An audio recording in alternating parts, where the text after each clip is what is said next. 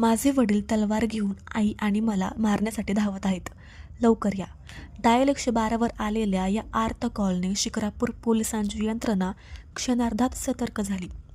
पोलिसांनी तात्काळ घटनास्थळी धाव घेत हातात तलवार आणि खिशात धारदार चाकू घेऊन पत्नी व मुलाला जीवे मारण्याची धमकी देणाऱ्या व्यक्तीला शिताफीने ताब्यात घेत संभाव्य रक्तरंजित घटना रोखली. ही बाब पोलीस निरीक्षक चंद्रशेखर यादव यांनी गांभीर्याने घेतली. शिक्रापूर पोलीस ठाण्यात कार्यरत पोलीस कॉन्स्टेबल सुनील यशवंत शेंडगे हे 6 जुलैच्या रात्री डायल 112वर कर्तव्यावर होते. मंगळवारी सकाळी 10:16 सुमारास साहिल खराबे याचा मदतीचा कॉल प्राप्त झाला. कॉलमध्ये वडील तलवार घेऊन आई आणि मुलाच्या जीवावर उठल्याची माहिती देण्यात आली. माहिती मिळताच पोलीस कॉन्स्टेबल शेंडगे यांनी वरिष्ठांना कळवून पोलीस कॉन्स्टेबल साळवे यांच्यासह तातडीने धानोरे येथे धाव घेतली. अवघ्या काही मिनिटात घटनास्थळी पोहोचलेल्या पोलिसांनी पाहिले असता बाबासाहेब नामदेव खराबे हा पत्नी व मुलाला शिवीगाळ दमदाटी करत हातातील तलवार घेऊन त्यांच्या अंगावर धावत होता. क्षणाचाही विलंब न लावता पोलिसांनी आरोपीला जेरबंद केले.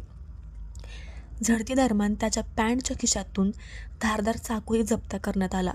आरोपीकडून सुमारे 30 इंच लांबीची तलवार आणि धारदार चाकू असा मुद्देमाल जप्त केला.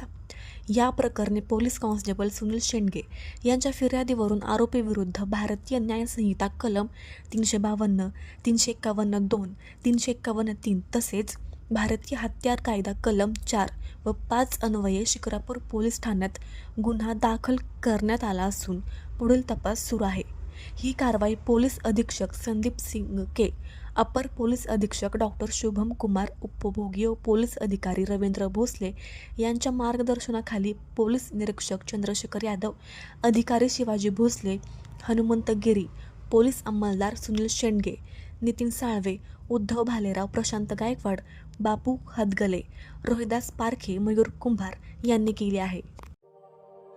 अशाच नवनवीन बातम्या पाहण्यासाठी बारामती वार्तापत्र चॅनलला लाईक करा, शेअर करा, सबस्क्राईब करा आणि बेल आयकॉन प्रेस करा.